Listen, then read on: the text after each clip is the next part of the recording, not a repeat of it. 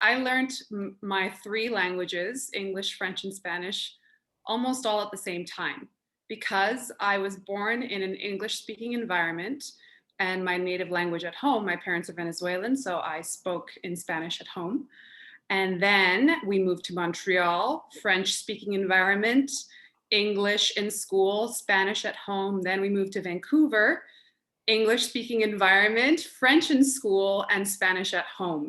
I find I find French, I spoke it all the way through school. So it's a very academic language for me. Spanish has always been my home language, so it's more attached to emotions almost. And then English is my dominant language. It's the one that I have the most vocabulary in. And it was definitely my first introduction to Shakespeare. It's original English. My first introduction to Shakespeare was in English. I have never performed in Shakespeare in any other language. So this was a challenge. I also think it was a little easier to speak Shakespeare in another language because it didn't have the rigidity of the iambic pentameter and the Old English kind of flipped ways of speaking that doesn't compute with our everyday modern English. Whereas in Spanish and in French, there maybe were some liberties taken with the translation. So I was able to, and even the languages themselves, the Romance languages have so much length to them and delicious sounds, and you can almost taste them. French is very much in the throat. You have to pronounce le R, c'est ici. In Spanish, el R is right here. So there's just, especially with such descriptive language that Shakespeare gives us, it was a beautiful exploration of imagery that came out with the sounds of each language.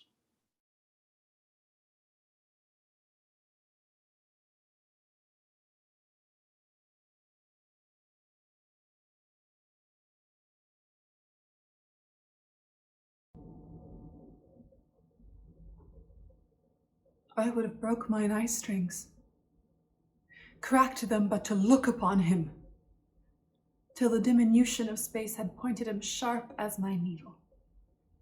Nay, followed him till he had melted from the smallness of a gnat to air, and then have turned mine eye and wept. But, good Bassanio, when shall we hear from him?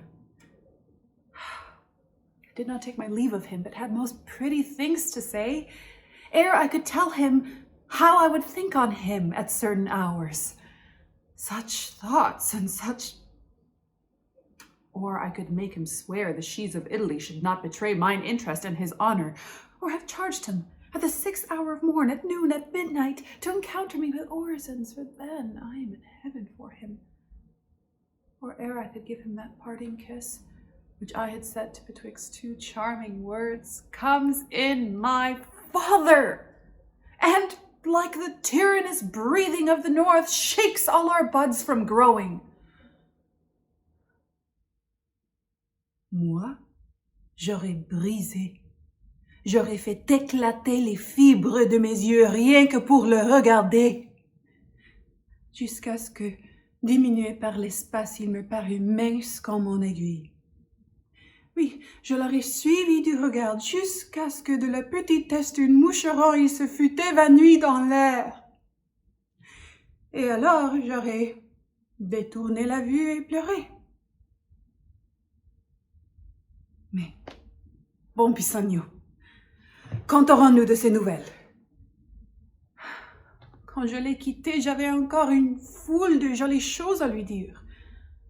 Avant que j'aie pu lui expliquer comment je penserais à lui, à certaines heures, et quelles seraient ses pensées, avant que j'aie pu lui faire jurer que les femmes d'Italie ne seraient pas traîtres à mes droits et à son honneur, avant que je lui ai recommandé de s'unir à moi par la prière, à 6 heures du matin, à midi, à minuit, car alors je suis au ciel pour lui. Avant que j'aie pu lui donner le baiser d'adieu que je voulais placer entre deux mots enchanteurs, est survenu mon père, qui, pareil à l'ouragan tyrannique du Nord, a tué toutes nos fleurs en bouton. Habría roto los nervios de mis ojos. Los habría hecho estallar solo para mirarle. Hasta que el alejamiento le hubiese hecho parecer tan delgado como una aguja. Aún más, le hubiera seguido con la mirada hasta que se hubiese fundido en el aire, después de haber quedado reducido a la pequeñez de un mosquito. Y luego habría vuelto los ojos y llorado. Pero buen pesaño, ¿cuándo sabremos noticias suyas? No me despedí bien de él, pues tenía una infinidad de cosas lindas que decirle. Antes que hubiese podido indicarle cómo pensaría en él a ciertas horas, con tales y cuales pensamientos. O antes que hubiese podido hacerle jurar que las mujeres de Italia no traicionarían mi interés y su honor. O antes que le hubiese podido prometer reunirse conmigo con sus oraciones a las 6 de la mañana, al mediodía, a medianoche, porque a esas horas estoy en el cielo para él. O antes que hubiese podido darle ese beso de despedida que yo quería encastar entre dos palabras preservadoras de sortilegios. Llega mi padre, y como el soplo tiránico del norte ha echado por tierra todos los capullos antes de abrirse.